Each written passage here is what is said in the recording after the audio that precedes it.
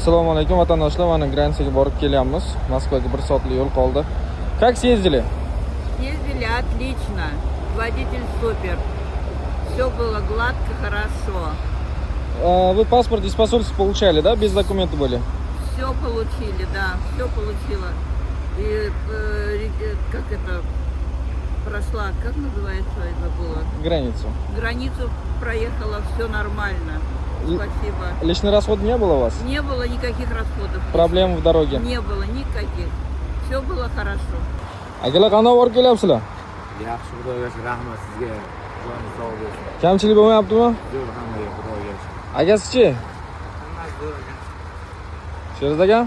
Assalomu alaykum hammaga. Tolibjon bilan yaqin bir 5 yil, 6 yildan beri birga qatnab yuramiz. Hammasi 5 yil mo'yinda yaxshi boshqonalar, yo'ldagi muammolar, har bitta klient bilan alohida kun topib suhbatlash, har xil kamchiliklarni o'zi hal qilish, shu borada yoqadi. Mashina ham komfortli, yumshoq maza qilib borib keldik.